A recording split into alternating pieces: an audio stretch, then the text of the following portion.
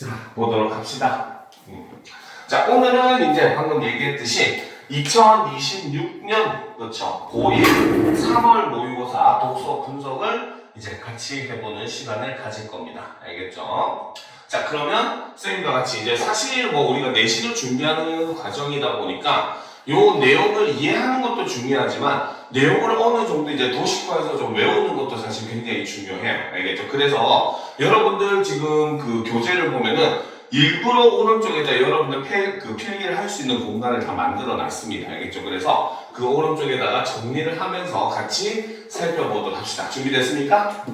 그렇죠? 자, 그러면 첫 번째 지문, 그렇죠? 고1 3월 모의고사 독서 첫 번째 근육뼈대 계통의 기능 해부학 및 운동학이라고 하는 굉장히 이름만 들어도 머리 아픈 그렇죠? 의학 지문, 생물 지문이 이제 등장을 하게 됩니다. 그래서 근육에 관련된 글이니까 하나하나 우리가 분석을 해보도록 합시다. 알겠죠? 자, 처음부터 봅시다. 자, 골격근은 힘줄을 통해 뼈에 부착되어 있는 근육으로, 자, 골격근을 지금 여기서 보면 정의를 하고 있어요. 그렇죠? 자, 골격근이라고 하는 건 바로 뭐다? 힘줄을 통해서 뼈에 부착이 되어 있는 근육이다. 이렇게 설명을 하고 있습니다. 자, 그래서 이제 이 골격근을 개념을 이렇게 정의를 하고 거기에 추가로 얘기를 하죠. 인체 운동을 실행하는 기관이다. 이것이 바로 골격근이 하는 역할이라고 우리가 볼 수 있다는 거죠. 그죠? 자, 우리가 물건을 들어 올리거나 달리기를 할 때 필요한 힘은 모두 골격근에서 만들어진다. 골격근은 수축작용으로 힘을 만들어내며 스스로 이완할 수 없다라는 거죠. 자, 그래서 이 골격근은 바로 뭐다? 힘을 만들어주는 이러한 역할을 하는 것이 골격근이 하는 일인데 이 골격근은 또 어떤 특징이 있다? 바로 수축작용으로 힘을 만들어내며 스스로는 이완을 할 수가 없다는 겁니다. 알겠습니까? 즉 수축은 가능한데 뭐야? 풀어지지는 않는다는 거죠. 알겠죠? 자, 예를 들어 팔을 굽힐 때 이두근이 수축하면 쌍을 이루는 삼두근은 이완되고 팔을 펼 때 삼두근이 수축하면 이두근은 이완된다. 그렇다면 골격근을 통해 운동이 실행되는 원리는 무엇일까? 자, 그러면 이 글에서 본격적으로 설명하고자 하는 것은 바로 무엇이다? 바로 골격근을 통해서 운동이 실행되는 원리를 이제 이렇게 설명을 하겠다는 거죠. 알겠죠? 자, 그런데 그 전에 우리가 한번 생각을 한번 해봅시다. 자, 예를 들어서 우리가 팔을 이렇게 굽힌다고 봤어요. 그쵸? 선생님처럼 이렇게 팔을 굽힌다고 했어요. 그죠? 굽힐 때는 뭐라고 했다? 이두근 쪽이 수축을 하면 어떻게? 쌍을 이루는 삼두근은 이완이 되는 겁니다. 알겠죠? 그런데 앞에서 바로 얘기했어. 수축작용으로 힘을 만들어내면서 스스로 이완을 할 수는 없다고 했습니다. 알겠습니까? 그러면 뭡니까? 얘가 이완이 되는 이유는 누구 때문에? 바로 앞에서 수축한 이두근 때문이죠. 얘가 이렇게 당기니까 얘는 어때?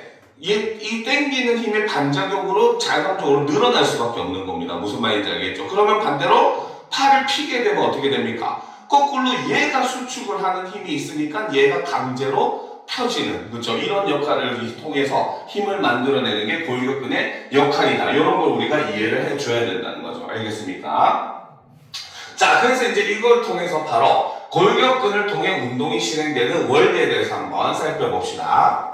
자, 골격근은 지뢰의 작용을 통해 힘을 전달한다. 자, 그러면 골격근이 그렇죠? 힘을 전달하는 원리는 바로 무엇이다? 지뢰의 작용이라는 거죠. 그렇죠? 자, 지뢰는 무거운 물건을 움직이는 데 쓰는 막대기이다. 여기서 막대기를 고정하는 곳을 받침점, 힘을 가하는 곳을 힘점, 지뢰를 통해 힘이 미치는 곳을 작용점이라고 한다. 인체에서는 뼈와 뼈가 맞닿아 연결되는 곳인 관절이 무슨 역할? 바로 관절이 받침점의 역할을 하고, 그렇죠? 그 다음 뼈에 힘을 가하는 힘줄의 끝부분이 무슨 역할을 한다? 바로 힘점의 역할을 하고, 그렇죠? 자, 그리고 이제 마지막으로 힘이 미치는 곳이 결국은 작용점이 되는 이런 모습을 볼 수가 있더라는 겁니다. 알겠습니까? 자, 그러면 일단 우리가 이 부분을 한번 정리를 하고 보도록 합시다. 자, 먼저 골격근에 대해서 이제 한번 살펴보도록 합시다. 자, 먼저 개념을 살펴보면, 자, 골격근이라고 하는 것은 바로 힘줄을 통해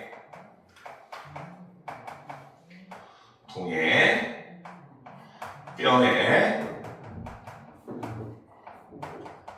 부착되어 있는 자, 근육이라고 했죠. 그렇죠? 그래서 이것은 무슨 역할을 한다? 바로 인체의 운동을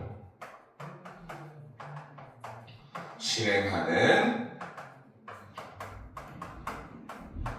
기관이다. 이렇게 얘기했습니다. 그렇죠? 자, 그 다음. 자, 이러한 골격근의 특징을 보게 되면은, 그쵸? 자, 첫 번째는 바로 뭐다? 바로 수축작용을 통해서 힘을 낸다는 거죠. 자, 그런데 이때 특징이 바로 뭐다? 스스로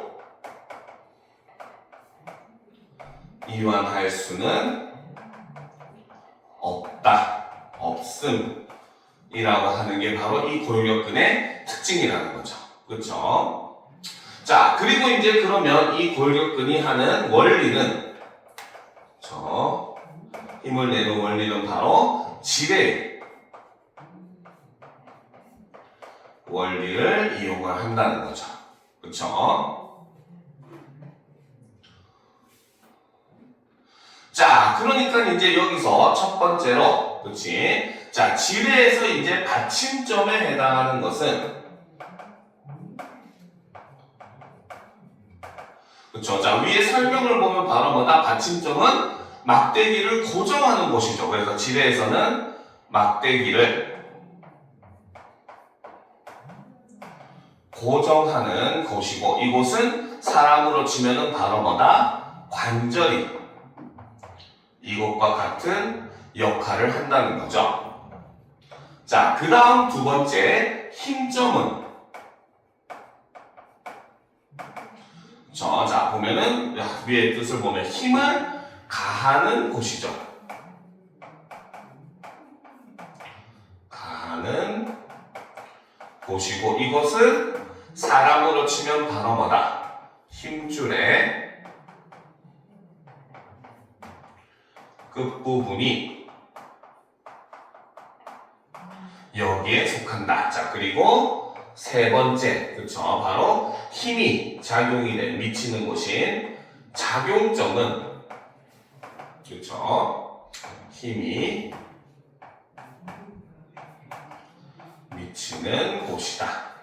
이렇게 해놨죠. 그쵸? 그리고 사람으로 따졌을 때 작용점은 역시 동일하게 힘이 미치는 곳이 작용점에 해당한다. 라고 되어 있습니다. 그쵸? 자, 그러면 일단 우리가 그림을 한번 보도록 합시다. 여기서 보면 1종질에 2종질에 3종질에 이렇게 되어 있습니다. 그쵸? 자, 여기서 보면 힘점이 있고 받침점이 있고 작용점이 있죠. 그쵸? 즉 사람의 머리, 여러분들 머리를 지금 기준으로 했을 때, 그쵸? 바로 힘점에 해당하는 거는 바로 뭐다? 여기 척추랑 두개골이 연결되는 요 관절 지역이 힘점이라는 겁니다. 받침점이라는 거죠. 그쵸? 자, 그러면 이제 우리가 고개를 이렇게 들게 되면, 그쵸? 이 뒤통수 쪽에 있는 요쪽이 바로 이제 힘을 가하는 곳인데, 근육이 수축만 하잖아. 그쵸? 수축을 하는 곳이기 때문에 힘을 주는 힘점이 되는 것이고, 반면에 그 턱이 있는 요 부분은 뭐야? 얘가 수축을 함으로써 반대로 얘가 올라간 거잖아요. 그렇죠? 그러니까 아까도 앞에서 얘기했지만 바로 뭐다? 골격근은 수축만 하지 이완은 할 수 없다고 했잖아요. 그렇죠? 그러니까 바로 뭐야? 여기서 수축을 함으로써 얘가 힘을 냈고 그 힘이 작용함으로써 이완된 곳은 바로 턱 부분이라는 겁니다. 알겠습니까? 그렇기 때문에 그래서 사람의 머리로 쳤을 때는 바로 뭐다? 여기 그 두개골과 연결되는 관절이 받침점, 그죠? 그리고 뒤통수에 있는 근육이 수축으로서 힘을 줬기 때문에 힘점. 그러면 반면에 그 수축을 해서 반대쪽에 턱과 연결되어 있는 이쪽의 근육이 늘어나기 때문에 여기가 작용점이 된다라고 이렇게 설명을 해놨죠. 그쵸? 자, 그 다음 이종질을 보게 되면은 자, 사람의 발을 요렇게 해놨습니다. 그렇죠? 자, 여기서 보면은 바로 지금 이 사람은 발레를 하나 봐요. 그렇지? 그렇죠? 발가락으로 지금 서 있는 요런 모습이야. 그렇죠? 자, 발가락으로 서 있는 요런 모습을 보았을 때 먼저 이제 발가락에 있는 관절 부분이 바로 뭐에 해당한다? 받침점에 해당을 한다는 거죠. 그렇죠? 자, 그리고 이제 바로 뭐다? 다리를 요렇게 해서 요렇게 세웠잖아요. 그렇죠? 요렇게 세우려면 바로 뭐야?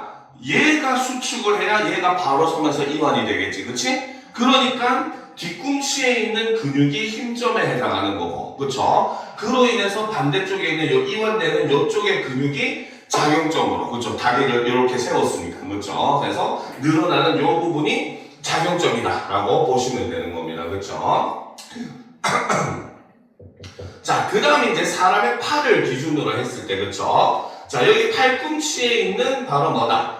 관절이 바로 받침점에 해당을 하는 거고, 그쵸? 자, 그러니까 우리가 아까도 얘기했듯이 근육은 수축만 가능하고 이완은 불가능하다고 했잖아요, 그쵸? 자, 그러니까 지금 바로 뭡니까?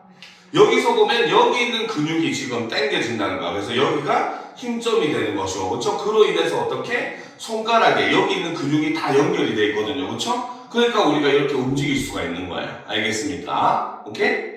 그쵸? 그래서 여기서 수축과 이완을 함으로써 그러니까 정확하게는 수축만 하고 이완은 다른 근육이 움직이면서 강제로 이완이 되는 거잖아요. 그렇죠? 그래서 이완을 함으로써 손가락이나 이런 것들이 움직이는 게 바로 상종질에 해당한다라고 이야기를 하고 있더라고요. 그러니까 쉽게 생각을 하면은 자, 우리가 몸을 움직였을 때 몸에서 약간 당기는 느낌, 폈을 때 당기는 느낌이 들잖아요. 그렇죠? 그 부분 당기는 쪽이 사실은 작용점이 되는 거예요. 왜? 수축만 가능한데 강제로 이완을 시켰으니까. 그쵸? 졸린 표정인데 강제로 이완을 시킨 부분이니까 이 부분이 바로 작용점에 해당한다라는 개념을 가지고 있으면은 조금 더 이해하기가 쉬울 겁니다. 알겠습니까? 그래서 이 그림도 여러분들 꼭 눈에 넣어두도록 하세요. 알겠죠? 자, 그럼 이제 올려놓고 보도록 합시다. 그쵸? 자, 봅시다. 자, 위 그림은 그죠? 지뢰의 종류별로 인체에서 일어나는 지뢰 작용을 보여준다. 일종 지뢰는 그쵸? 자, 이제 그림의 내용을 한번 정리한 내용을 여기서 이제 설명을 해주니까 그림과 함께 이제 보면서 더 자세하게 이해를 해봅시다. 자, 여기서 일종 지뢰는 바로 뭐다? 힘점, 받침점, 작용점의 구조로 이루어져 있는 것이 바로 일종 지뢰라는 거죠. 그렇지? 자, 계속 보도록 합시다.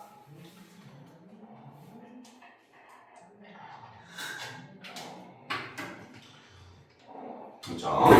자, 그래서 목 근육이 수축하면은 목관절을 받침점으로 작용점이 턱 끝이 위로 올라가는 요런 구조, 대표적인 예시 일종 지뢰의 예가 된다는 거죠. 그쵸? 자, 반면에 이종 지뢰는 그치?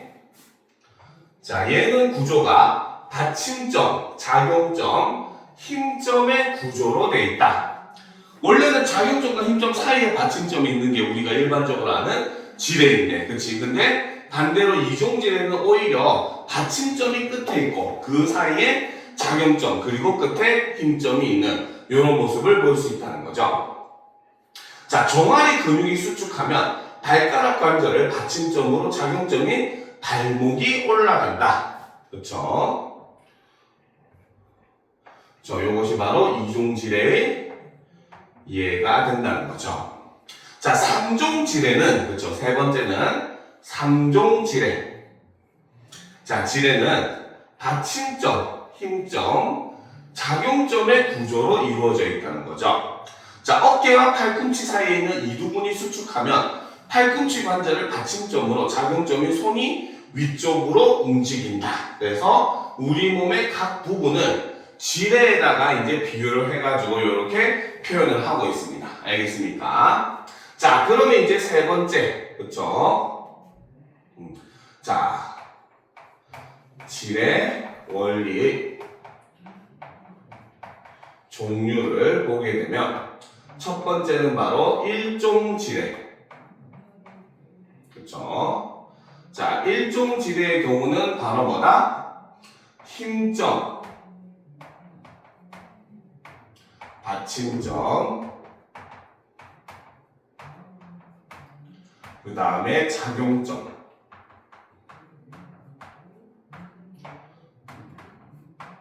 의 구조를 가지고 있는 게 바로 일종지대라는 거죠. 그렇죠? 그래서 가장 대표적인 예가 그렇죠?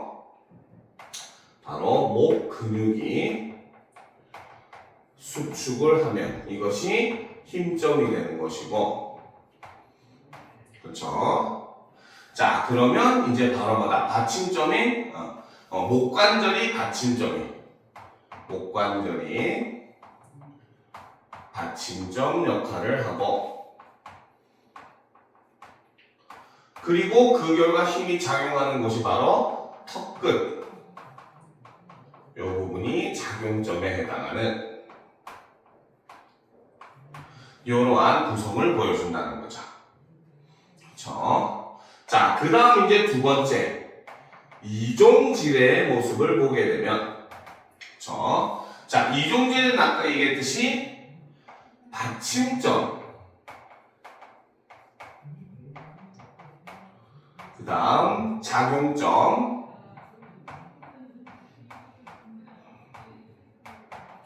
힘점의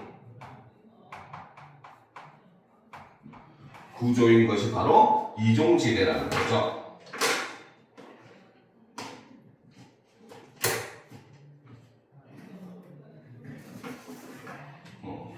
자, 계속 보다 합시다. 자, 그래서 이때 예로 사용한 게 바로 발꿈치를 얘기를 하죠. 그렇죠? 바로 종아리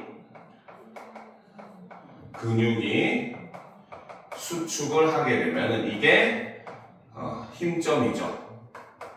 수축하는 곳이 항상 힘점이라는 거 기억을 해주세요. 알겠죠? 자, 그러면 이제 어떻게? 자, 발가락 관절이 받침절 역할을 한다는 거죠. 그래서 발가락 관절이 받침점의 역할을 하고 자, 그러면 이로 인해서 이완되는 곳이 바로 뭐다? 발목이 그렇죠? 발목이 바로 작용점이 되더라 라는 겁니다. 알겠습니까?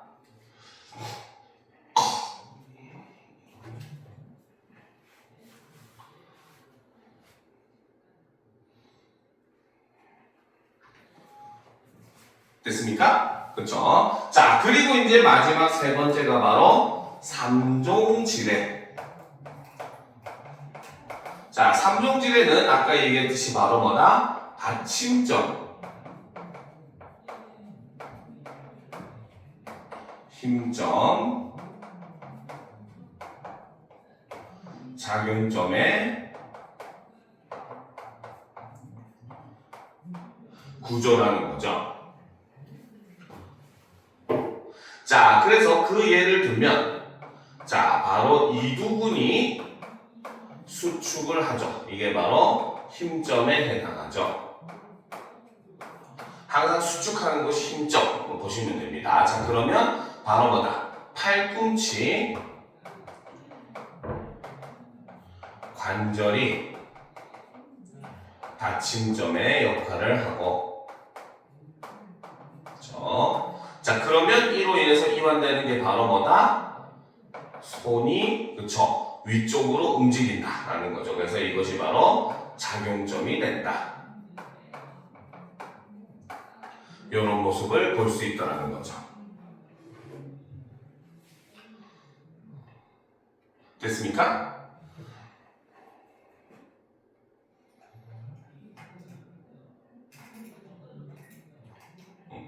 자, 그래서 이렇게 사람의 몸을 뭡니까? 각 종류의 3종의 지대로서 이제 지대로 비유를 해서 이렇게 표현을 하고 설명을 하고 있다라고 볼 수 있다는 거죠. 자, 그러면 다음 문단으로 넘어가 보도록 하겠습니다. 여기까지 다 적었습니까? 성훈아 다 적었어? 그치? 선우도 다 적었죠? 그치? 졸고 있는 것 같은데. 자, 그러면 다음 문단을 보도록 합시다. 자, 골격근의 수축작용은 골격근을 구성하는 근육세포 내의 근육 원성류를 통해 이루어진다. 자, 골격근의 수축작용이라고 하는 것은 무엇을 통해서? 바로 골격근을 구성하는 근육세포 내의 근육 원섬유를 통해서 일어나는 게 바로 골격근의 수축작용이라는 거죠. 아까 앞에서도 얘기했지만 늘 기억해야 돼요. 골격근은 수축만 가능하다고 했습니다. 그렇죠? 자, 근육 원섬유에는 굵기가 가는 액틴 필라멘트와 굵기가 굵은 마이오신 필라멘트가 일부분씩 겹쳐 배열되어 있다. 자, 근육 원섬유의 구성은 어떻게 되어 있다? 바로 굵기가 가는, 그렇죠? 액틴 필라멘트와, 그렇죠? 자, 그 다음 굵기가 굵은 마이오신 필라멘트, 이것들이 일부분씩 겹쳐서 배열이 되는 모습을 보여주더라는 거죠. 자, 근육 원섬유를 전자현미경으로 관찰할 때 액틴 필라멘트만 있어 밝게 보이는 구간을 명대, 마이오신 필라멘트가 있어 어둡게 보이는 구간을 암대라고 하며, 암대 중 마이오신 필라멘트만 있는 구간을 H대라고 한다라는 거죠. 그래서 현미경으로 관찰했을 때 액틴 필라멘트만 있는, 그렇죠, 있으면 이게 밝게 보이는 구간이 된다는 거죠. 그렇죠? 이것을 뭐라고 한다? 명대라고 한다는 거죠. 명태 아니에요. 자, 그 다음 두 번째, 그죠? 자, 마이오신 필라멘트가 있어. 요런 거는 조사 조심해야 됩니다. 알겠습니까? 이 말은 뭐다? 마이오신 필라멘트가 있다는 것은 뭡니까? 액틴 필라멘트도 함께 섞여 있다는 뜻이 되겠죠. 그렇죠? 그래서 마이오신 필라멘트가 있어 어둡게 보이는 구간을 뭐라고 한다? 바로 암대라고 한다는 거죠. 자, 그 다음에 암대 중에서도 뭐다? 마이오신 필라멘트만 있는 구간을 뭐라고 한다? H대라고 한다는 거죠. 알겠습니까? 자, 그리고 액틴 필라멘트를 서로 이어주는 선은 Z선이라고 하는데, 자, 그리고 액틴 필라멘트를 서로 이어주는 선은 뭐라고 한다? 바로 Z선이라고 한다는 거죠. 자, 그리고 이제 이때 Z선과 Z선 사이를 근육 원섬유 마디라고 이렇게 이야기를 한다는 거죠. 알겠습니까? 자, 여기까지 다 썼습니까? 아, 표시했어요? 이건 다 썼죠? 그쵸? 자, 그러면 이걸 우리가 정리를 한번 해보도록 합시다. 자, 바로 네 번째. 자, 근육의 수축작용은, 자, 무엇을 통해서? 바로 근육 원섬유를 통해 발생을 한다는 거죠. 통해 발생을 한다는 겁니다. 그렇죠? 자, 이때 첫 번째 근육 원섬유는, 자, 위치는 바로 뭐다? 근육세포 내에 존재를 한다라고 되어 있죠. 그쵸? 자, 이때, 그렇지? 이때 이 근육 원섬유는 바로 무엇이다? 액틴 필라멘트.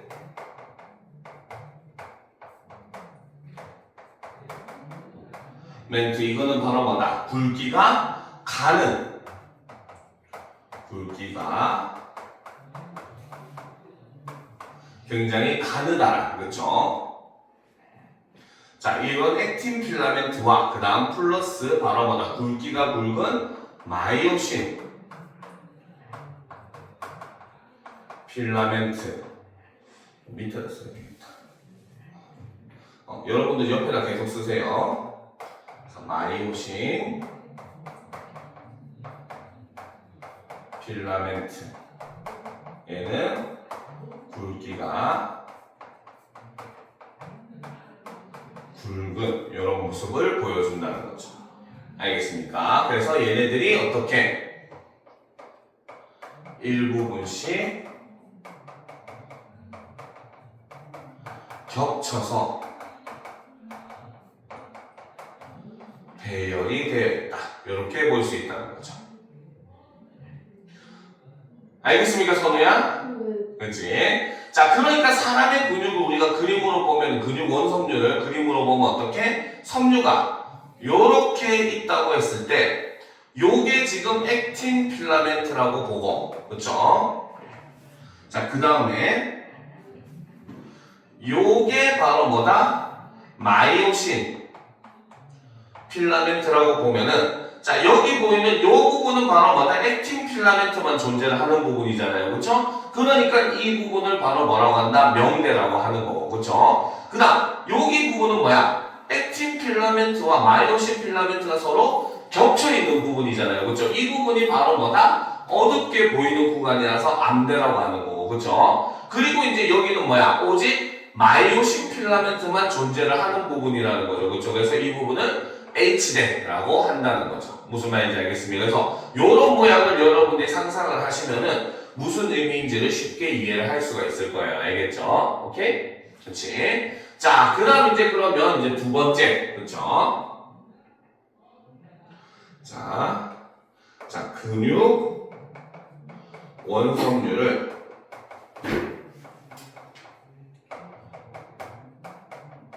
분석을 하게 되면, 그렇죠? 전자현미경으로 봤을 때. 자, 첫 번째, 명대는,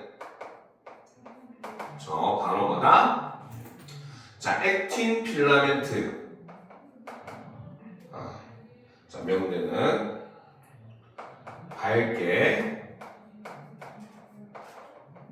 보이는 구간을 나타내고, 여기는 바로 뭐다? 그렇죠? 자, 액틴 필라멘트만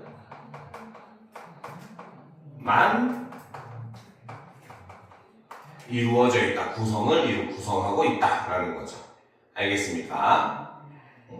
자, 그 다음 이제 두 번째. 암대는, 자, 얘는 어둡게 보이는 구간을 나타내고, 그렇죠? 자, 이 암대 부분은 바로 뭐다? 마이오신 필라멘트가 있어라고 했기 때문에 사실 여기는 바로 뭐다? 액틴 필라멘트와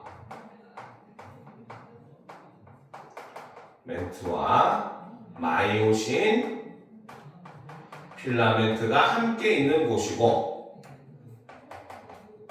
그쵸? 자, 그러면 이 문장의 의미를 가지고 얘기했을 때 이 암대가 어둡게 보이는 이유는 뭐 때문에? 바로 마이오신 필라멘트 때문이라는 거죠. 그쵸? 그죠? 자, 그렇기 때문에 여기 있는 이 마이오신 필라멘트가 바로 뭐다? 어둡게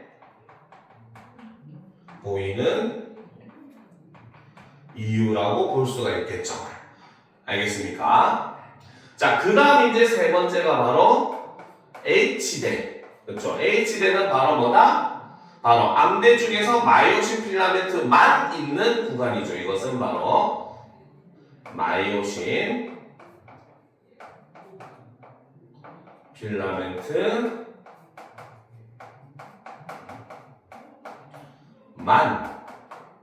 있는 구간이죠. 자, 그러면 이제 우리가 아까 암대가 그 마이오신 필라멘트 때문에 어둡게 보인다고 했으니까, 그럼 여기 마이오신 필라멘트만 있는 구간은 매우 어둡게 보이겠죠. 그렇죠? 그렇죠? 거의 검정색에 가깝게 보일 겁니다. 그렇죠? 그래서 이것의 부분을 바로 뭐라고 한다? H대라고 한다라는 거죠.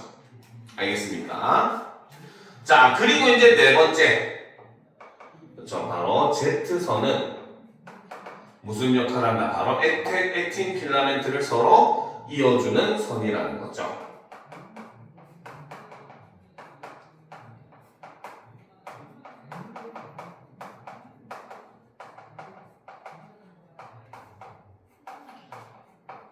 이어주는 선이다라는 겁니다. 그렇죠? 자, 그랬을 때 이제 바로 뭐다? 여기에 추가로 하나를 더 얘기하면은 바로 이 Z선과 Z선 사이가 바로 뭐다? Z선과 Z선 사이를 바로 뭐라고 한다? 근육 원섬유 마디라고 한다. 이렇게 우리가 정리를 할 수가 있더라는 거죠. 이해가 됩니까? 마치 국어가 아니라 과학하는 것 같죠? 생물 시간 같죠, 그렇죠? 예전에 학원에 있을 때 그런 얘기가 있었어. 선생님이 막 이 과학 지문 독서 수업을 막 하고 있었는데 어떤 애가 새로 지나가면서 그걸 들었대. 그래서 나중에 선생님 보고 한다는 말이 선생님 설명하는 거 뭐 과학 선생님인 줄 알았어요. 막 이러던데. 그쵸? 자, 여기까지 정리 다 됐어요? 그치? 선우야 정신 차려. 죽으면 안 돼. 그쵸? 자, 그러면 계속 보도록 합시다.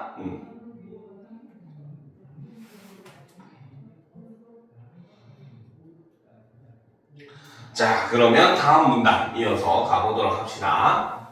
자, 근육 원섬유 마디는 근육 수축의 기본 단위로, 그렇죠? 자, 그래서 이제는 또 근육 원섬유 마디에 대해서 설명을 하겠다는 거죠. 그래서 근육 원섬유 마디는 바로 무엇이다? 근육 수축의 기본 단위라는 거죠. 그렇죠? 자, 그래서 다음과 같은 과정을 통해 수축한다. 먼저 마이오신 필라멘트에 있는 마이오신 머리는 에너지가 공급되면 액틴 필라멘트에 달라붙어 구름다리 구조를 형성한다. 자, 첫 번째 과정은 바로 뭐다? 마이오신 필라멘트에 있는 마이오신 머리에 에너지가 공급이 되면은 액틴 필라멘트에 달라붙어서 구름다리 구조를 형성을 하는 게 바로, 그쵸? 수축하는 원리 첫 번째라는 거죠. 그쵸? 그 다음 봅시다. 그 다음, 마이오신 머리들이 고개를 돌리듯 회전하면서 양쪽 액틴 필라멘트가 서로 가까워지고 구름다리 구조는 분해된다. 자, 두 번째 과정은 바로 뭐다? 마이오신 머리들이 고개를 돌리듯 회전을 하면 양쪽 액틴 필라멘트가 서로 가까워지고 구름다리 구조가 분해가 돼버린다는 거죠. 그렇죠? 자, 그리고 이제 세 번째는 바로 뭐다? 이러한 과정이 여러 차례 반복을 하게 되고, 그렇죠? 자, 그리고 이제 네 번째로 어떻게? 그 과정에서 액틴 필라멘트가 마이오신 필라멘트 사이로 미끄러져 들어가는 방식으로 골격근이 수축을 하더라는 거죠. 그렇죠? 자, 이때 특징은 바로 뭐다? 각 필라멘트 자체의 길이는 변화가 없고, 그 다음 마이오신 머리가 액틴 필라멘트에 달라붙는 수가 많을수록 발생하는 힘이 더욱더 커진다라는 특징이 있더라는 겁니다. 알겠습니까? 자, 그럼 이제 이것도 우리가 한번 정리를 해보도록 합시다. 알겠죠? 자, 보도록 합시다. 자, 그러면 다섯 번째, 바로 근육이 수축하는 원리를 이렇게 정리를 한번 해보면은, 그쵸? 자, 첫 번째로, 그쵸? 자, 근육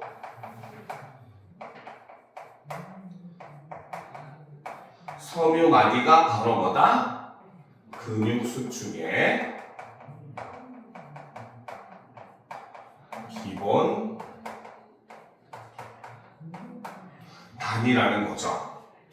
자, 그러면 이제부터 바로 근육이 수축하는 수축 과정을 이렇게 살펴보면 첫 번째, 그렇죠? 자, 마이오신 필라멘트, 네, 마이오신 머리에 에너지가 공급이 되면 이때 이 머리가 어떻게? 그래서 마이오신 머리가 회전을 하게 되고, 그쵸? 쏘리. 자, 공급이 되면 어떻게 된다? 바로 액틴 필라멘트에 달라붙는다는 거죠. 그래서 액틴 필라멘트에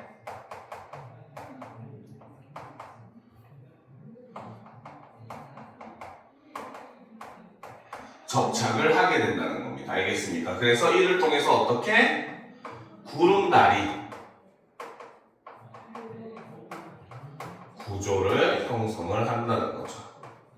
구름다리가 뭔지 알아요? 그 다리 중에 왜 절벽과 절벽이 있으면은 요렇게 느슨하게 연결되어 있는 다리 있잖아요. 그치? 그 줄로 돼 있고 밑에 디딜 수 있는 판자 있는데 막 흔들거리는, 그치? 이게 구름다리입니다. 알겠습니까? 그러니까 마치 이 구름다리처럼, 그렇죠? 마이오신 머리에 이제 에너지가 공급되면은 액틴 필라멘트에 이제 접착을 해가지고 구름다리 구조를 이렇게 형성을 한다라고 얘기를 하고 있죠. 즉 바로 이게 액틴 필라멘트면은 이제 그 뭡니까 마이오신 필라멘트 머리가 이렇게 붙어버리는 거야. 이런 식으로 이제 구조가 이렇게 형성이 되겠죠. 그렇죠? 이런 모습으로 만들어지니까 마치 구름다리의 손잡이 같이, 구름다리 손잡이가 여기 다리 판자가 이렇게 있으면은 이렇게 연결이 돼 있죠. 이렇게 연결이 되고, 그렇지? 이렇게 연결되어 있듯이 이렇게 머리가 이렇게 달라붙는 혹은 이렇게 달라붙든지 어쨌든 달라붙는 이런 형태를 취한다라는 겁니다. 알겠습니까? 자, 그러면 이제 그 다음 두 번째 과정으로서 어떻게 바로 마이오신 머리가 회전을 하게 되고, 그렇죠? 자, 이를 통해서 어떻게 자, 양쪽 액틴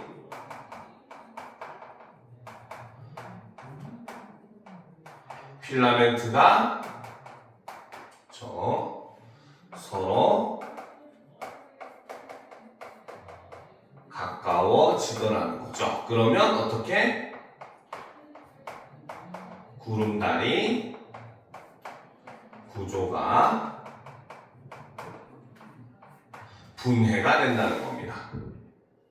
알겠죠? 자, 그리고 이제 세 번째가 바로 뭐다? 바로 자, 기읍과 니은 과정을 여러 차례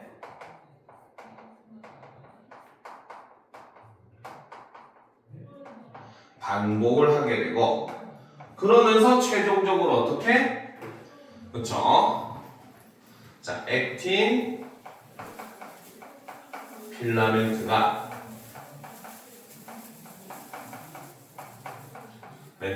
마이오신 필라멘트 사이로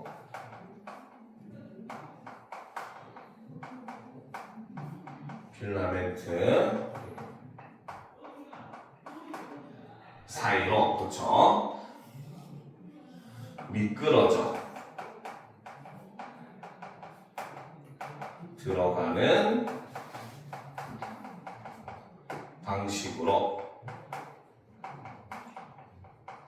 근육이 수축을 하더라는 거죠. 알겠습니까? 오케이?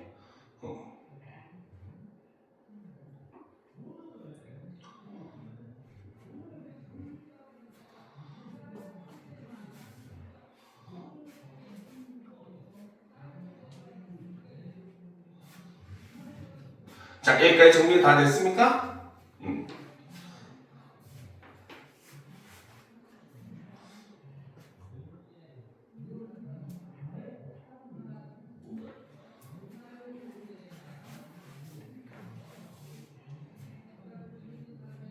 아직 적는 학생들이 있네요.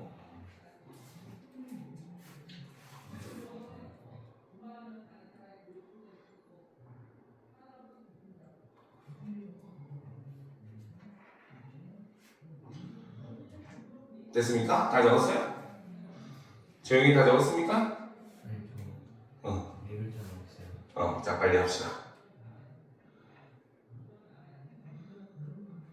손은 다 적었어. 성인 다 적었죠? 자, 다 됐죠? 네, 그럼 보도록 합시다. 자, 그러니까 이제 우리가 요거를 조금 더 그림으로 설명을 하면은, 그렇죠? 자, 예를 들어서 이제 그림으로 간단하게 설명을 해주면, 자, 여기 이제 액틴 필라멘트가 있고, 그렇죠? 자, 여기 사이에 이제 마이오신 필라멘트가 이렇게 연결이 돼 있다는 거죠, 그렇죠? 근데 이게 어떻게 막 머리를 돌리면서 회전을 하니까 얘가 액틴 필라멘트가 점점 가까워지는 거야. 그렇죠? 그래서 거의 이렇게 붙은 형태가 돼버린다는 거죠. 그렇죠? 그러면서 이제 이게 빨려 들어가서 어떻게? 옆에 있던 이 마이오신 필라멘트 사이로 액틴 필라멘트가 쏙 들어가는, 미끄러져 들어가는 이런 방식으로서, 그렇죠? 근육이 수축을 한다. 이렇게 얘기를 하고 있습니다. 그렇죠? 자, 이때, 자, 여러분들은 리을 밑에다가 이렇게 화살표하고 쓰도록 합시다. 알겠죠? 자, 이때 특징은 바로 뭐다? 첫 번째. 그렇죠? 바로. 자, 각 필라멘트 자체의 길이 변화는 없더라. 왜? 나중에 어쨌든 이완이 또 돼야 되니까. 알겠습니까? 여기서 길이가 변해버리면은 나중에 이완을 못할 거 아니에요. 그렇죠? 그렇기 때문에 이완할 때를 생각을 한다면은 당연히 길이가 원상복구가 돼야 된다는 상황이고, 그렇죠? 그러려면 당연히 변화가 없어야 된다는 겁니다. 알겠습니까? 자, 그리고 이제 두 번째, 그렇죠? 바로 뭐다? 마이오신 머리가 액틴 필라멘트에 달라붙는 수가, 그렇죠? 바로 액틴 필라멘트에 붙는 마이오신 머리 수의 무엇이? 바로 힘의 크기가, 그렇죠? 힘의 크기가 비례하는 모습을 보여주더라는 거죠. 무슨 말인지 알겠습니까? 국어 시간인데 참 과학 내용 설명하고 수학 기호도 쓰고, 그죠? 자, 마지막 문단을 드디어 보도록 합시다. 자, 한편 골격근 수축에 필요한 에너지인 ATP는 여러 공급원으로부터 제공이 된다. 자, 이때 우리가 봐야 될 건 바로 요 ATP. ATP는 바로 뭐다? 골격근 수축에 필요한 에너지라는 거죠. 그렇죠? 그러면 아까 앞에서, 그렇죠? 바로 뭡니까? 마이오신 필라멘트에 있는 마이오신 머리가 에너지가 공급이 되면은 액틴 필라멘트에 달라붙는다고 했잖아요. 그렇지? 바로 여기서 얘기하는 요 에너지가 바로 뭐다? 밑에서 나온 ATP라는 거죠. 무슨 말인지 알겠습니까? 이해가 되죠? 자, 그런데 이제 이거는 여러 공급원으로부터 제공이 된다는 거죠. 자, 근육세포에는 ATP와 크레아틴 인산이 소량 저장되어 있는데, 먼저 근육세포에 저장된 ATP를 사용한 다음 저장된 크레아틴 인산을 활용해 ATP를 생산하여 사용을 한다라는 거죠. 그렇죠? 자, 그래서 근육세포는 바로 뭐다? 근육세포에는 ATP와 크레아틴 인산이 소량 저장이 되어 있다는 거죠. 그래서 이때 먼저 바로 뭐다? 근육세포에 저장된 ATP를 사용한 다음에 저장된 크레아틴 인산을 활용해 ATP를 생산을 해서 사용을 한다는 거죠. 자, 그리고 추가적으로 필요한 ATP는 호흡을 통해 얻은 산소로 포도당과 지방산을 분해하여 생산을 한다. 그래서 추가적으로 필요한 ATP는 호흡을 통해 얻은 산소로 포도당과 지방산을 분해하여 생산하는 방식을 쓴다는 거죠. 자, 이 과정에서 산소가 충분히 공급되지 않으면 ATP의 생산 효율이 급격히 낮아지며 체내의 젖산을 발생시키고 근육의 피로가 유발된다. 그래서 우리가 운동 열심히 하면은 근육이 아프잖아. 막 찢어지는 느낌 들면서 아프잖아요. 그렇죠? 그게 바로 근육에 분비된 젖산 때문입니다. 알겠습니까? 그리고 우리가 운동을 열심히 하면 호흡이 가빨라지잖아요. 그렇죠? 그러니까 그 역설적으로 오히려 받아들이는 숨의 양이, 공기의 양이 줄어들게 되는 거예요. 호흡이 가빠지면. 알겠습니까? 그러니까 이런 문제가 발생을 한다는 거죠. 자, 그래서 이 과정에서 산소가 충분히 공급되지 않아. 이거 했죠.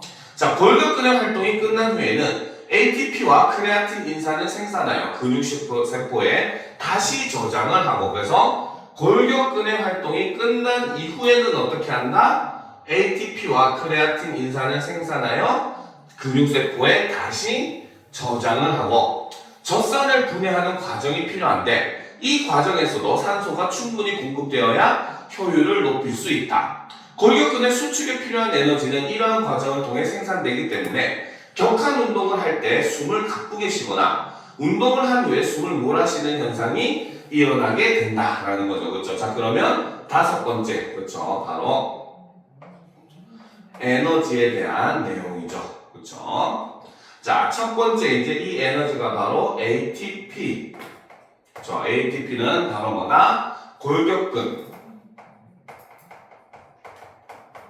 수축에 필요한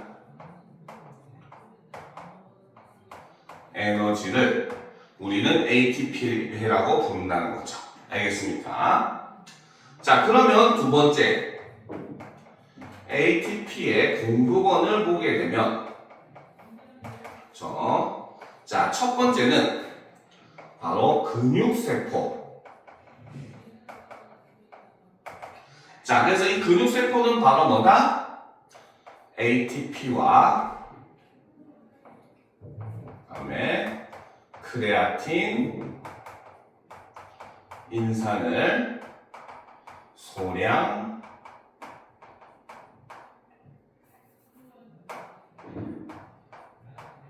저장을 해둔다는 거죠.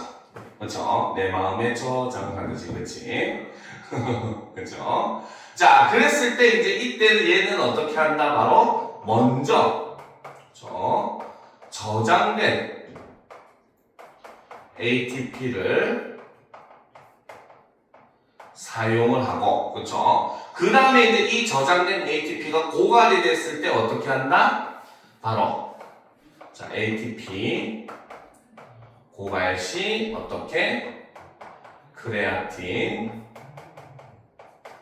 인산을 분해하여 활용을 한다는 거죠. 그래서 분해해서 생산을 한다는 거죠. 알겠습니까? 자, 그리고 이제 두 번째는 바로 무엇이다? 바로 추가적으로 필요한 ATP는 이제 호흡을 통해 얻은 산소로 포도당과 지방산을 분해하면서 생산을 한다는 거죠. 그쪽에서 두 번째는 호흡을 통해서, 이 호흡은 바로 무엇이다? 바로 산소가 공급이 되게 되면은 이를 통해서 어떻게? 바로 포도당과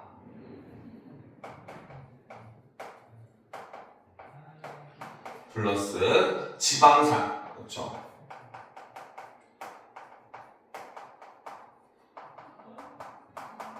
분해하여 생산을 한다는 거죠. 알겠습니까? 자, 그런데 이때, 그렇죠? 산소 공급이 떨어지면은 어떤 일이 일어난다? 그렇죠? 떨어지면은 바로 ATP 생산 효율도 떨어지고, 그 다음 플러스 2로 인해서 젖산이 생성이 되는데 이것이 바로 근육의 피로를, 그렇죠, 만들어주는, 유발하는 역할을 한다는 거죠. 그래서 이 젖산이 피로를 유발한다. 이렇게 볼 수 있다는 거죠. 자, 일단 이거 정리하고 또 다음으로 마지막 부분 정리를 합시다. 알겠습니까?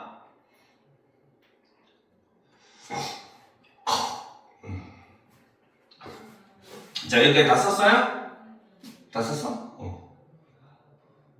다 썼습니까? 네. 자, 그럼 이제 보도록 합시다. 자, 그래서 이때 피로가 유발될 수 있다는 거죠. 자, 골격근의 활동이 끝난 후에는, 그렇죠? ATP와 크레아틴 인산을 생산하여 근육세포에 다시 저장을 한다는 거죠. 그렇죠? 세 번째, 바로 뭐다? 근육 수축. 완료 시에는 어떻게 한다? 그렇죠? 완료 시에는 바로 ATP와 그렇죠? 크레아틴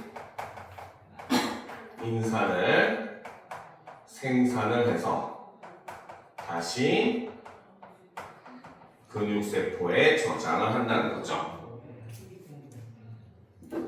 자, 그래서 이제 우리가 방금 얘기했듯이 이렇게 우리가 격한 운동을 할 때 숨을 가쁘게 쉬거나 운동을 한 후에 숨을 몰아쉬는 현상은 바로 뭐 때문에? 바로 요 ATP 때문에, 바로 ATP 이제 생산이랑 이로 인해서 바로 뭐다? 젖산이 공급되고 이렇게 되는 역할들 때문에 이렇게 된다라고 볼 수 있다는 거죠. 무슨 말인지 알겠습니까? 오케이? 그렇지? 자, 그래서 이제 골격근에 필요한 에너지를 격한 운동을 하면 에너지를 많이 소비할 거 아니에요, 그렇죠? 그러니까 이제 숨을 공기가 많아야지 추가적인 바로 그 산소 공급을 통해서 그 ATP를 생산을 할 수 있기 때문에 산소를 많이 빨아들이려고 하고 그러니까 어때 숨을 당연히 가쁘게 쉴 수밖에 없다 이렇게 얘기를 하고 있습니다. 알겠습니까? 자, 그럼 이제 두 번째 사회문화 지문으로 넘어갑시다. 바로 뭡니까? 젠트리피케이션과 그래피티 아트. 일종의 이거는 주제 뭡니까? 융합 지문이라고 볼 수가 있어요. 알겠죠? 즉 뭐다? 예술 관련된 지문과 그렇죠? 그 다음에 사회문화에 관련된 지문을 이렇게 주제적으로 이제 융합시켜 놓은 이런 모습, 한 개의 글에다가 융합시켜 놓은 그런 모습을 볼 수가 있습니다. 알겠습니까? 자, 그럼 처음부터 봅시다. 자, 그래피티란 그렇죠? 자, 그래피티라고 하는 것은 바로 뭐다? 공공장소에 낙서처럼 그려진 글자나 그림을 우리는 그래피티라고 한다는 거죠. 그렇죠? 외국 가면은 막 담벼락에 막 힙한 그림들 막 그려놓잖아요. 글씨도 써놓고, 그렇죠? 이런 걸 그래피티라고 한다는 거죠. 자, 그래피티는 도시 소외 계층들이 건물벽이나 지하철 등의 장소에 허가받지 않은 채 재빠르게 낙서함으로써 기존 질서에 저항한 것에서 비롯되었다. 자, 그래서 여기서 제시된 것은 바로 무엇이다? 바로 그래피티의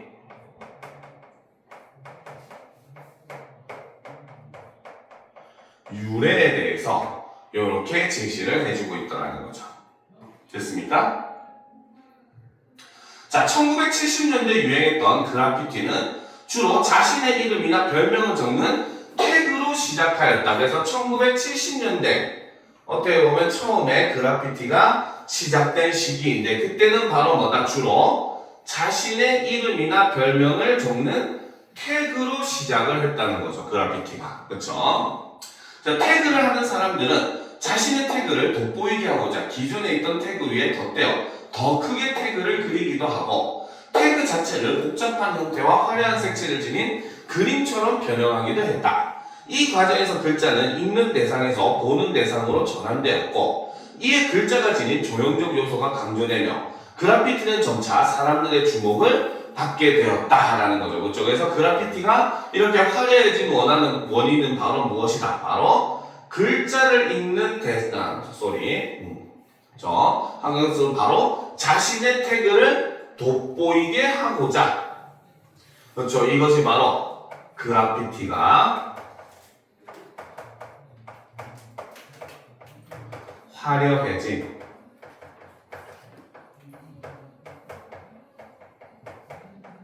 원인에 해당한다라고 볼 수가 있다는 거죠. 됐습니까? 됐어요? 자, 계속 보도록 합시다. 자, 그래서 그렇기 때문에 이로 인해서 나타난 변화는 바로 뭐다? 글자는 읽는 대상에서 보는 대상으로 전환이 되었다는 거죠. 그렇죠? 그래서 이로 인한 변화 첫 번째는 글자가 더 이상 읽는 대상이 아닌 보는 대상으로 바뀌게 되었고, 자, 이에 글자가 지닌 조형적 요소가 강조가 되면서 그래피티는 점차 사람들의 주목을 받게 되었다. 그래서 글자가 지닌 조형적 요소가 강조가 되고 이로 인해서 바로 뭐다? 점차 사람들의 주목을 받게 되었다는 거죠. 이게 바로 변화 두 번째라고 볼 수가 있다는 겁니다. 자, 하지만 태그가 너무 복잡하고 화려하게 그려지다 보니 대중들은 태그가 어떤 글자인지 알아보기 어려워했다. 그래피티를 그리는 행위 자체는 여전히 저항적 성격을 지니고 있었지만 예술이 개인의 사유를 구체적으로 일단 요거 정리하고 넘어가 보도록 합시다. 알겠죠? 자, 그러면 이제 우리가 자, 그래피티 아트에 대해서 한번 정리를 해보도록 합시다. 자, 먼저 그래피티는 자, 바로 무엇이다? 공공장소에 낙서처럼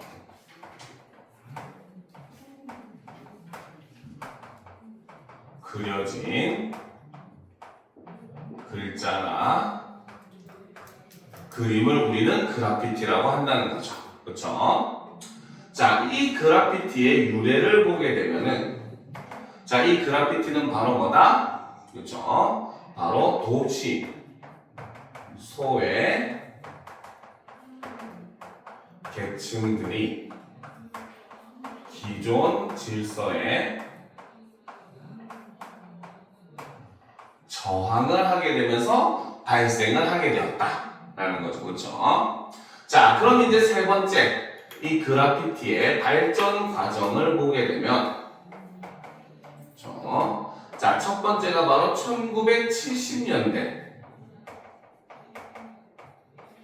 이때는 바로 뭐다? 자신의 이름이나 별명을 적는 태그로, 그렇죠? 태그로 시작을 하게 되었다는 거죠. 알겠습니까? 그때 이 태그라고 하는 것은 바로 뭐다? 자신의 이름이나 별명을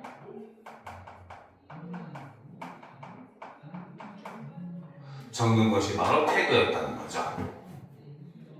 알겠습니까? 자, 그런데 이 1970년대 바로 뭐다? 바로 그렇기 때문에 자신의 태그를 돋보이게 그렇죠?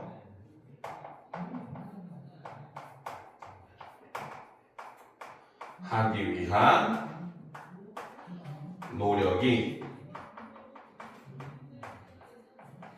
발생을 하게 되고, 그렇죠? 그러한 과정에서 이제 바로 뭐다? 자, 그래서 이런 노력이 발생하게 되고, 이러한 과정에서 바로 태그가 그렇죠? 바로 그림처럼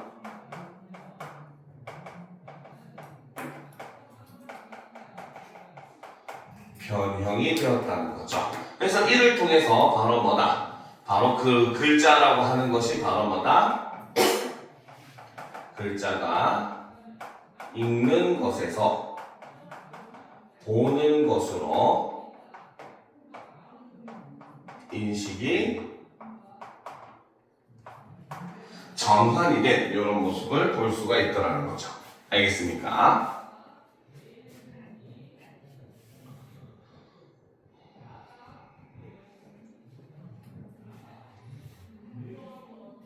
다 적었어요?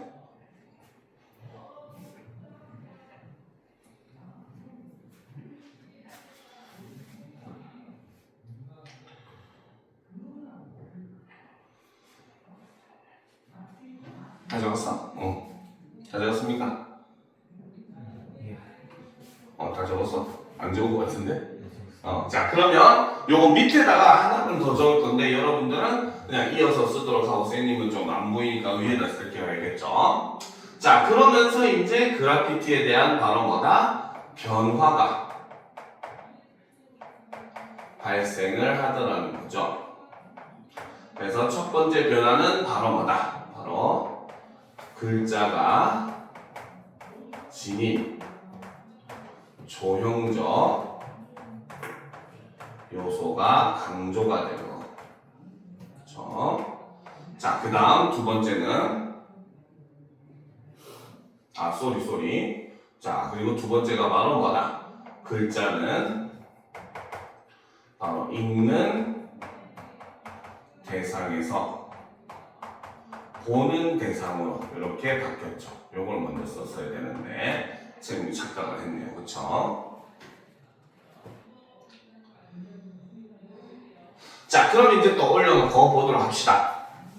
자, 그런 과정에서 태그가 너무 복잡하고 화려하게 그려지다 보니 대중들은 그 태그가 어떤 글자인지 알아보기 어려워했다.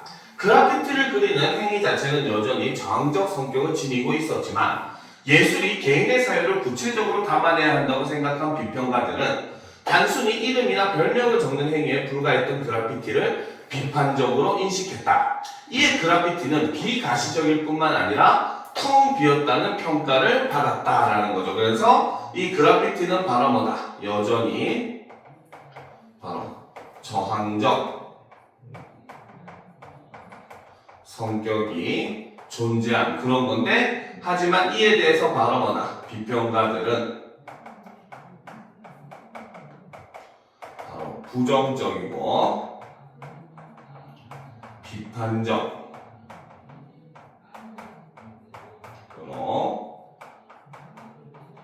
인식을 했다는 겁니다. 알겠죠? 자, 그러면 다음 문단 봅시다. 1980년대. 자, 그러면 앞에서 우리가 1970년대 했고, 여기서 80년대 하고 있잖아. 그치? 그러면 이 글의 설명 방식은 바로 뭐다? 시간의 흐름에 따라서, 그쵸? 어떤 뭡니까? 대상이나 개념이 변화 양상, 개념의 변화 양상을 이렇게 주목하고 있다. 이렇게 보는 게 맞는 선지가 된다는 거죠. 알겠죠? 자, 1980년대. 그래피티 예술가들은 작품에 사회적 메시지를 담아내기 위해 다양한 기법을 도입하였다라는 거죠. 그래서 예술가들은 작품에 사회적 메시지를 담아내기 위해 다양한 기법을 도입을 하게 되었다. 자, 대표적으로 그렇죠? 예를 들어서 설명하죠. 대상의 형상을 오려낸 부분에 스프레이를 뿌리거나 페인트를 칠하는 스텐실 기법이 활용이 되었다. 가장 대표적인 게 바로 스텐실 기법인데, 이것은 바로 뭐다? 대상으로 형상을 오려낸 부분에 스프레이를 뿌리거나 페인트를 칠하는 방식이 바로 스텐실 기법이라는 거죠. 그러니까 종이에다가 동그라미 모양 잘라내가지고 거기다가 대고 스프레이를 촥 뿌리면은 동그라미 모양이 뭡니까? 찍힐 거 아니에요. 그렇죠? 그 방식을 이용을 한 겁니다. 왜? 빠르니까. 후딱 하고 도망가야 되니까. 알겠습니까? 자, 이를 통해 정교한 형상을 갖춘 글자와 그림을 표현할 수 있게 됨으로써 예술성을 높이면서도 대중들이 이해하기 쉽게 메시지를 전달할 수 있었다. 그래서 이 스텐실 기법이 사용이 되면서 나타난 변화는 바로 뭐다? 정교한 형상을 갖춘 글자와 그림을 표현을 할 수 있게 되었고, 이로 인해서 바로 뭐다? 예술성도 높아지고, 그 다음에 대중들이 이해하기 쉽게 메시지를 전달을 할 수가 있었다는 거죠. 자, 또한 작업할 장소를 염두에 두고 표현할 글자나 그림의 형상을 미리 준비하여 바로 뭐다? 현장에서의 작업 속도를 높일 수가 있었다는 거죠. 자, 됐습니까? 그렇죠? 자, 그럼 이제 우리가 또 정리를 해보도록 합시다. 자, 두 번째 바로 1980년대. 그렇죠? 자, 1980년대는 바로 뭐다? 바로 작품의 사회적 메시지를 담기 위한 다양한 기법을 도입을 했다는 거죠. 자, 그 대표적인 예가 바로 스텐실. 이라고 되어 있으니까 똑같이. 원래는 영어라서 상관이 없긴 한데, 자, 그래도 스텐실 기법이라는 게 있다는 거죠. 그렇죠? 자, 그래서 자, 이때 이 스텐실 기법은 바로 뭐다? 바로 자, 대상의 형상을 오려낸 부분에, 그렇죠? 스프레이를 뿌리거나 페인트를 칠하는 기법이라는 거죠. 알겠습니까? 자, 그래서 이러한 스텐실 기법을 통해서 바로 뭐다? 바로 정교한 형상의 글자나 그림을 표현을 할 수 있었다는 거죠. 그렇죠? 자, 그러면서 일어난 변화는 뭐다? 첫 번째는 예술성이 높아졌고, 두 번째는 바로 뭐다? 바로 대중들이 이해하기 쉽게 메시지를 전달을 한다는 거고. 자, 그리고 마지막 바로 뭐다? 현장에서의 작업 속도도 굉장히 빨라지는 모습을 보여주었다라는 거죠.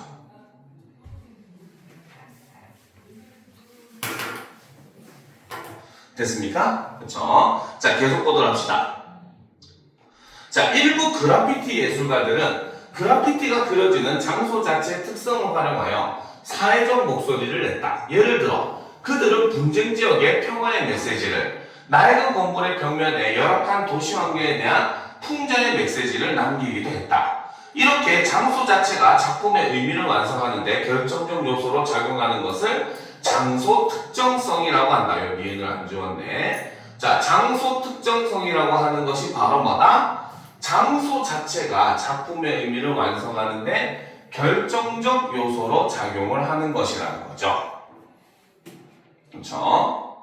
자, 이러한 그래피티는 그려진 장소에서 떼어내는 순간 작품을 통해 드러내고자 하는 의미가 사라지거나 퇴색하는 경우가 많다라는 거죠. 그래서 장소 특성성이 높은 그래피티는 그렇죠? 뭡니까? 그 장소를 옮기게 되면 의미가 퇴색될 수가 있다라는 거죠. 그렇죠? 자, 그러면 계속해서 보도록 합시다.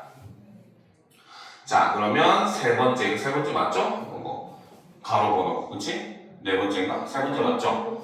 그렇죠? 자, 여기서 설명하는 게 바로 장소 특정성에 대해서 설명을 하는데, 자, 장소 특정성은 바로 뭐다? 장소 자체가 그렇죠? 작품의 의미를 완성하는데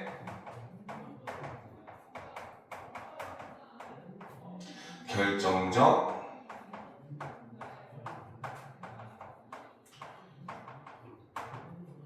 요소로 작용하는 게 바로 장소 특정성이다라는 거죠. 자, 그래서 저항정신에 기반한 낙서 행위에 불과했던 그래피티는 다양한 방식을 활용함으로써 작품의 메시지를 효과적으로 형상화할 수 있게 되었다. 이로써 그래피티는 현대사회의 다양한 사회 문제를 조명하는 공공예술 장르로 인정받게 되었다. 그래서 현재 바로 그래피티가 가진 위상에 대해서 소개를 함으로써 그를 마무리를 하고 있다는 겁니다. 알겠습니까? 자, 이번 시간 일단 여기까지 하고, 알겠죠? 15분 정도 쉰 다음에 40분에 이어서 가도록 합시다. 알겠죠?